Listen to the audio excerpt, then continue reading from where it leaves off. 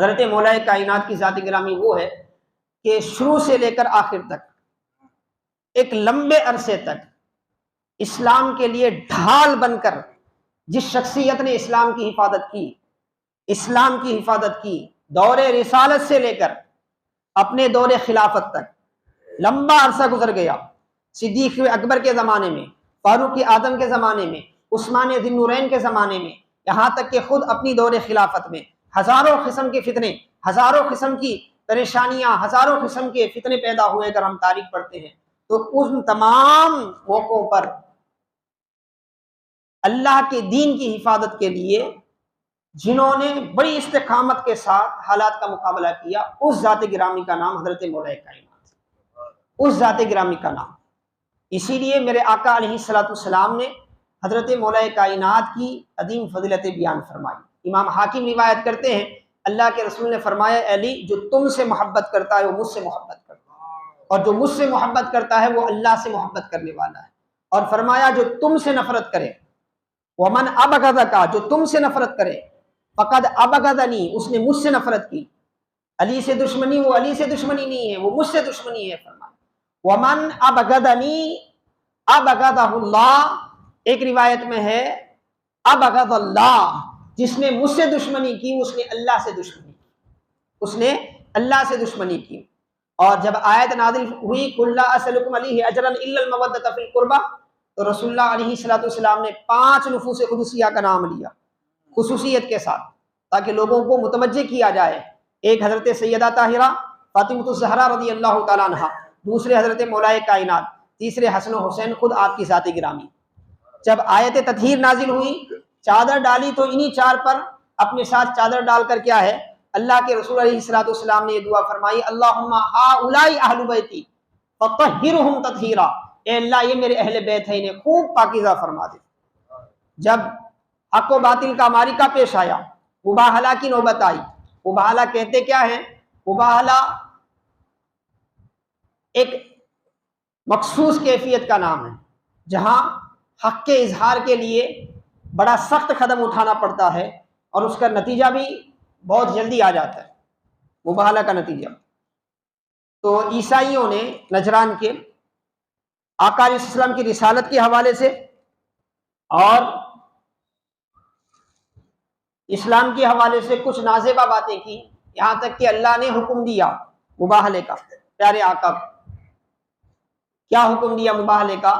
فرمایا فَقُلْ تَعَالَوْا نَدْعُوا أَبْنَاءَنَا وَأَبْنَاءَكُمْ وَنِسَاءَنَا وَنِسَاءَكُمْ وَأَنفُسَنَا وَأَنفُسَكُمْ ثُمَّ نَبْتَهِلْ فَنَجْعَلْ لَعْنَتَ اللَّهِ عَلَى الْكَاذِبِينَ۔ آیت نمبر 3 سورہ آل عمران میں اللہ تبارک و تعالیٰ فرماتا ہے کہ اے حبیب ان سے کہہ دو، جاؤ تم آؤ، تمہاری اولاد کو لاؤ، تمہاری عورتوں کو لے آؤ، تمہارے مردوں کو لے آؤ، اور تم بھی مباہلہ کرو، ہم بھی مباہلہ کریں گے۔ ٹھہر کر کیا ہے، جو ظالم ہے، جو غلط ہے، اس کے خلاف بد دعا کریں، دیکھیں کس کی بد دعا کس کے حق میں قبول ہو۔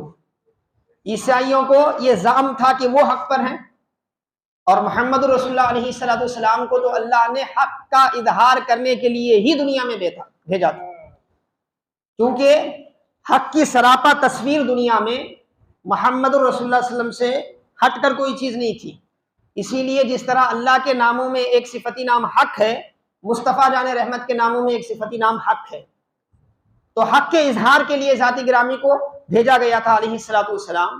تو مباہلہ کا چیلنج ہوا، دن طے ہوا، ساری چیزیں مقرر ہوئی۔ مفسرین فرماتے ہیں تفسیر قازن میں، تفسیر سفیان ثوری میں اور دیگر ہماری اہل سنت کی جو معتبر تفاسیریں ہیں، سب مفسرین نے اپنی سندوں سے روایت بیان فرمائی۔ نجران کے عیسائی آئے، اور ساتھ ہی ساتھ ان کے یہاں جو مقدس سمجھا جاتا تھا، ان کا ایک عیسائی عالم تھا، راہب تھا، زاہد، اس کو لے کر آئے، اور اس کو لے کر آئے، مقام طے تھا۔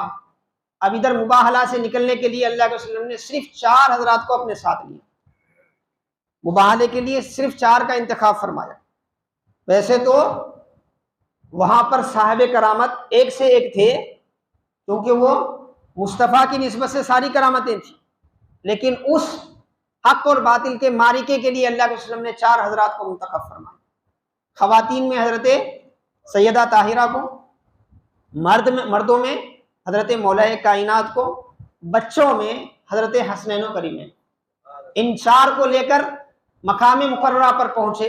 ادھر سے وہ سارے لوگ مباہلے کے لیے تیار ہو کر آئے اور دور سے ان کا جو راہب تھا, ان کا جو بڑا عالم تھا, اس نے دیکھا. دیکھ کر اپنے ساتھیوں سے کہنے لگا انی لارا وجوہا لو سأل اللہ ان یزیل الجبل عن مکانہ لازالہ اللہ. میں ایسے چہرے دیکھ رہا ہوں, اگر یہ اللہ سے دعا کریں کہ پہاڑ کو اس کی جگہ سے ہٹا دے تو اللہ ہٹا دے گا, اللہ ہٹا دے گا. کس کے چہرے اس نے دیکھے تھے؟ اس نے دیکھا تھا مصطفیٰ جان رحمت کو, اس نے دیکھا تھا حضرت مولا کائنات کو, اس نے دیکھا تھا حسنین و کریمین کو. ان کو دیکھ کر وہ کہنے لگا کہ ارے ان کے چہرے سے حق بیاں ہے, حق ظاہر ہے, اگر یہ لب ہلائیں گے تو اللہ کائنات کی اپنا جو نظام ہے, اپنی جو سنت ہے, سنت کو بدل کر قدرت کا اظہار کرے گا. سنت یہ ہے کہ پتھر اپنی جگہ سے ہٹتا نہیں ہے, پہاڑ اپنی جگہ سے ہٹتا نہیں ہے, سنت الہی ہے. اللہ کا ایک نظام ہے, قدرت ہے. اللہ کی قدرت سے بغیر سورج کے بھی وہ روشنی دے گا, یہ اللہ کی قدرت ہے. لیکن اللہ کا نظام اور سنت یہ ہے کہ وہ سورج کے ساتھ روشنی دیتا ہے, سورج کے ساتھ. بغیر پانی کے بھی ہماری پیاس بجھ سکتی ہے, یہ اللہ کی قدرت ہے. لیکن اللہ کیا ہے, پانی کے ذریعے ہماری پیاس بجھاتا ہے, یہ سنت ہے. تو پہاڑ اپنی جگہ سے ہٹتا نہیں ہے, یہ سنت ہے, اللہ کا بنایا ہوا نظام ہے.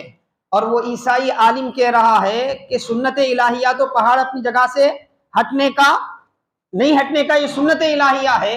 لیکن یہ اللہ کے ایسے حق اہل حق بندے ہیں, اللہ والے ہیں, حق پر ایسے قائم ہیں کہ یہ بولیں گے تو اللہ اپنی قدرت کا اظہار کر کے پہاڑوں کو بھی اپنی جگہ سے ہٹا دے گا.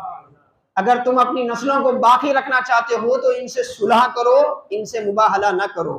تو مباہلہ نہیں ہوا, صلح پہ بات ختم ہو گئی. وہ حضرت مولا کائنات.